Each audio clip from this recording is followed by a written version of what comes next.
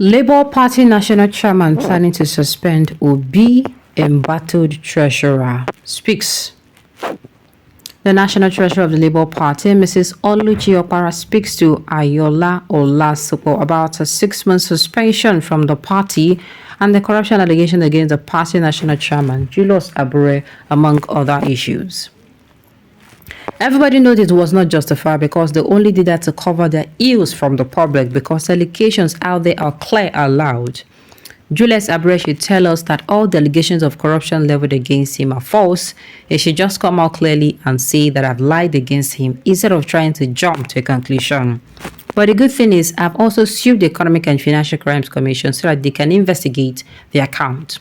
Again, Mr. Obi has also come out to say that the account will be thoroughly investigated. Hence, the reason Julius Abure has been trying to suspend him from the party. Are you saying that Julius Abure was trying to suspend P2B? She replied, there is the news out there because nothing is hidden. We all heard that he had been trying to do that. He has been trying to use the members of state executives. I mean the state chairman. They're trying to tell them that their jobs will be taken, hence the reason why they all needed to come up together and stand and fight. Again, fighting for what? The allegations are clear. The allegations were too weighty to face. But he's going by the cunning way and trying to cut corners by trying to cover them. Those tracks will not be covered. They asked, there are allegations of corruption against Abure, but the 36th state chairman of your party dismissed the claim.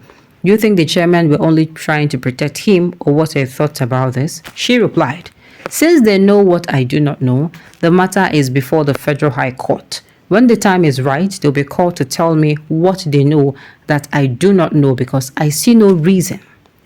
After all, they are not in any position to clear anybody of any allegation.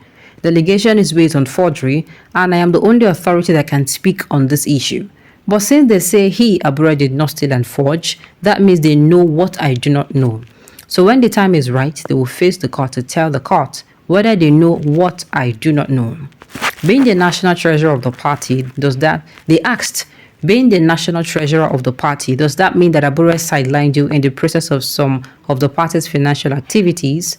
She replied, as the national treasurer, my role is anything or everything about money. Any money that goes out or comes in must pass through me, even when he, Abure, said on national television that be it cash or transfer, and everything I am supposed to, by the virtue of my position, receive a last to know what is happening. Yes, he sidelined me and did not use the money for the purpose it was meant for. He has done a whole lot of harm to the image of our party. Let me set the record clear. For over 7 months, I have not handled a check. So if he's saying that I've signed the check with him, the public should ask him where he got the person who signed the check with him. They asked, if you have not been handling the check for those last 7 months, then who has been signing on behalf of the national treasurer? She replied, that is a question we all need to ask Julius Abure.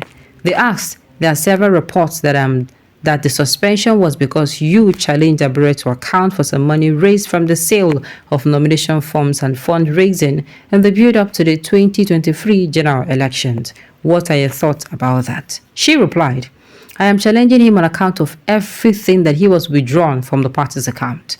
The Labour Party is an institution that has a life of its own. It is not an Abure Chambers. It is not an Abure and Brothers Limited. It is an institution on its own. Every amount of money that comes in for the party should not be mismanaged. Check out the account. The Labour Party, as I speak, we do not have a secretariat of our own. We still pay rent where we are. Let me shock Nigerians. 2 months after the general election, and with all the money we have got, Abure has been begging people to help us with the salaries of 1.6 million naira monthly. That is from a party that got billions of naira. Well, not has it ever happened that after that huge amount made, you are still begging to pay salaries? It doesn't make sense.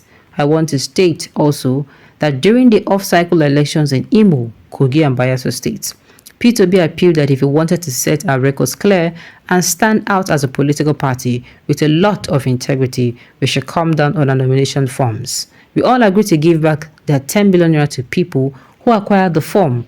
But I want to tell you that as I speak, a lot of people's money is still hanging. Now that people have gone to court on this money issue and the money is not in their account, what happened to the money?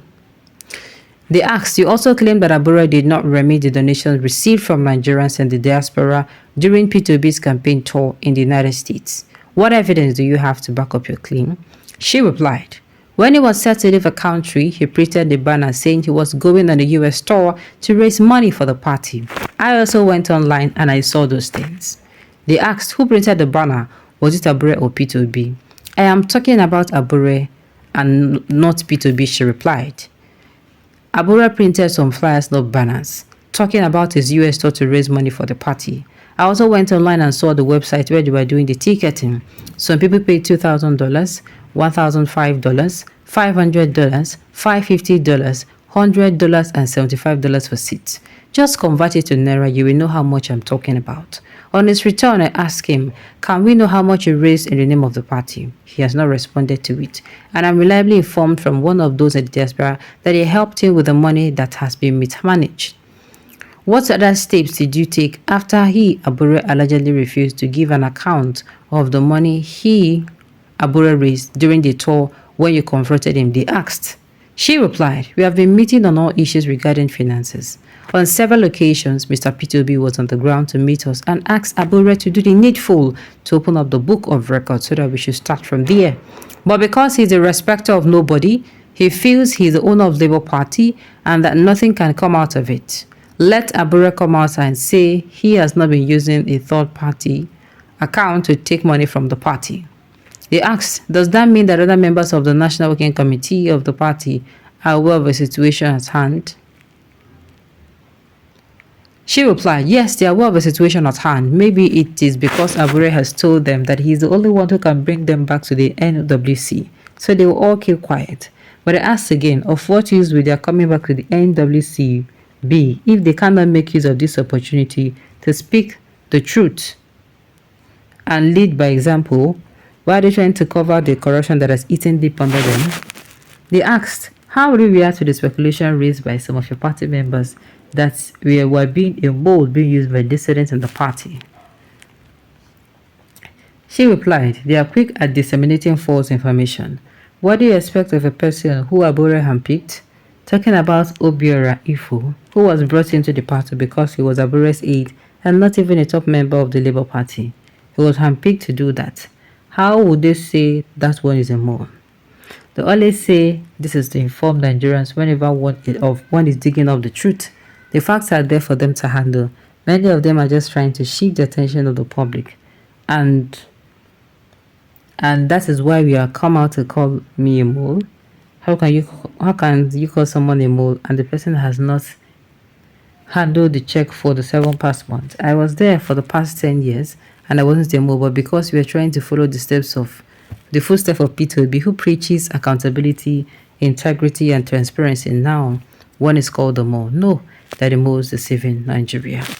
Alright, on this note, we've come to the end of the news. So thank you for tuning in to listen. Until I come your way next time, enjoy the rest of your day.